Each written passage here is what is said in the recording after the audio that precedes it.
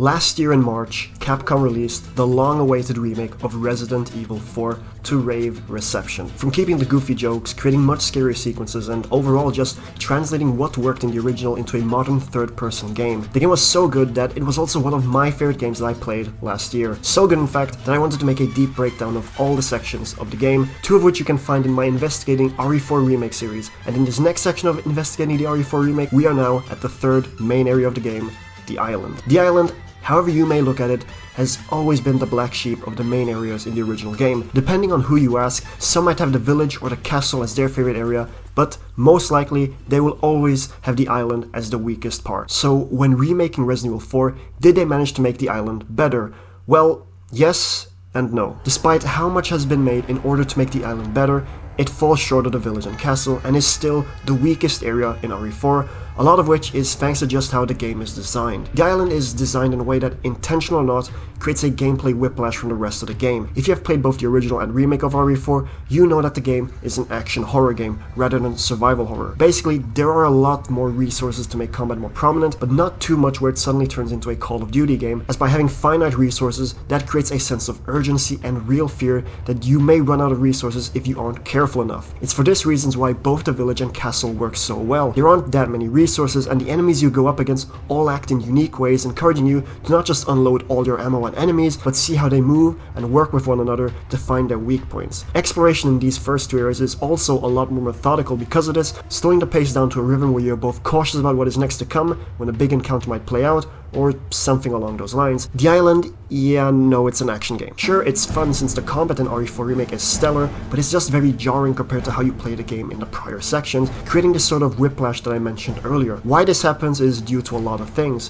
The main reason that stands above the rest, where the other factors revolve around it, are the enemies. I wouldn't exactly call them bullet sponges, even if some of them are, but they are just a lot more capable. Not saying that the enemies that you've encountered in the first 2 sections aren't capable, but it's that the enemy encounters that you find yourself in these first 2 areas is a lot more strategic and slower paced. Enemies like the Chainsaw Man, the Bullhead, Garradors, or the Armored Knights, they all have a clear weakness that you have to work around in order to best them, either encouraging you to make use of the game's stealth mechanic or conserving knives to parry attacks. On the island, we are introduced to 3 new enemy types, although one is technically a variation, being the Brute. 2 of these enemies aren't designed with any specific gimmick in mind, they're just built different like that. The countless soldier granados with electric batons or RPGs, or the Brute with a gun. They're loaded with health and even armor, making them that much more of a pain to take out. And it doesn't just stop there, because earlier encounters in RE4, with some exceptions like the village attack, mines, or water room, there aren't many situations where you are swarmed with enemies, whereas in the island, it feels like you're being overwhelmed on a constant basis because of how many enemies there are and how often these encounters happen. Even when I finished 4 Remake,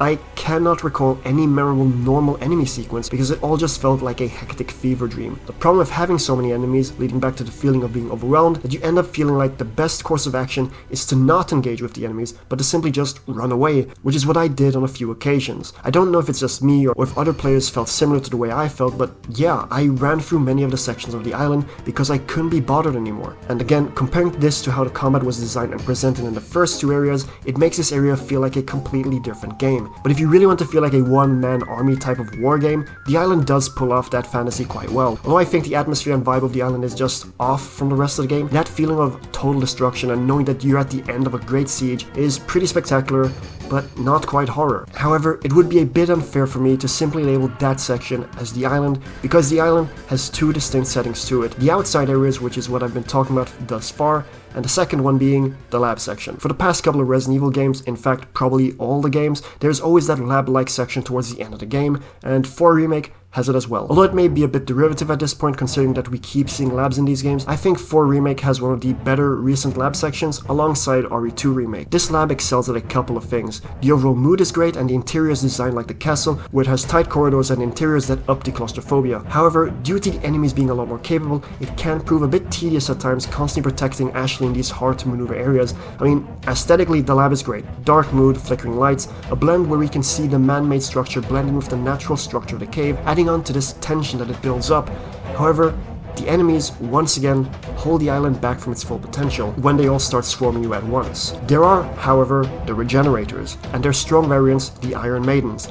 These enemies are far and away the scariest enemies to go up against. Back in the OG RE4, they were scary to go up against as they slowly shuffled towards you and jumped if you got close enough to them, with their short breaths letting you hear them. Thanks to the improved graphics from modern technology, the overall feeling of the lab on the island makes their presence that much more present, both audibly and visually.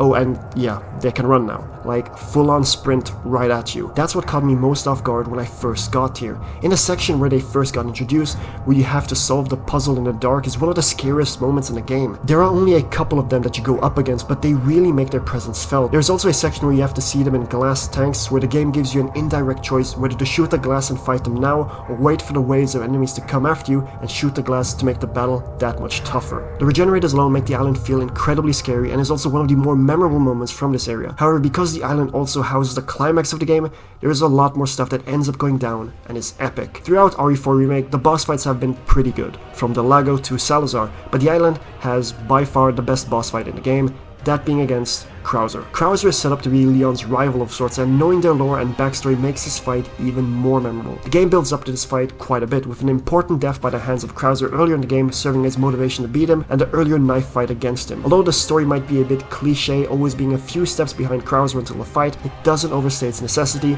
and before you know it, we're at the arena. The first part of the fight is stellar, as it resembles an obstacle course of sorts. You have to dodge Krauser's speedy attacks and gunshots, and the many mines that are placed in your path. It's a bit of a reverse of the general chase sequences, as instead of being chased by a bigger bad, you are chasing the bad guy yourself. Thematically as well, it does show how Leon has progressed during the game, going all into the danger to protect Ashley and get the mission done. There's also a lot of back and forth between the two, until it all crescendos into a 1v1 fight against the mutated Krauser. It's this one-on-one fight that just works so well. It uses all the game's quick time events of swords, fast flurry of attacks that hit like a truck against an enemy who is just characterized really well, and the music here is also just top tier stuff. In my opinion, this is the best boss fight since the creation of the RE engine. And although I am pretty mixed on the final boss, I do think that it's an improvement over the original's version. You're still fighting against this big eyeball spider thing, and it's fun mainly because it comes down to how good the combat feels. It's a great payoff which sets up for the next RE remake and also has Leon say the thing. Oh, and how can I forget, but Chopper Mike was great too. Rest in peace, Chopper Mike. You'll be missed. In the end, the island isn't a bad area. Far from it. It's an improvement of the original's island, but because it is a remake, it still retains a lot of what made the island less fun to play through, making the game feel less like an action horror game and pivoting more to a pure action genre, which can make traversing the whole area a bit of a slog at times, which is the main criticism that spreads across the whole area. However, what the island does right, in terms of its short but welcome and incredible horror section, to the best boss fight in the game, I still found stuff to enjoy here. So I think I'll end this off by saying the island is still the worst area in RE4, but it serves its purpose and does have its moments.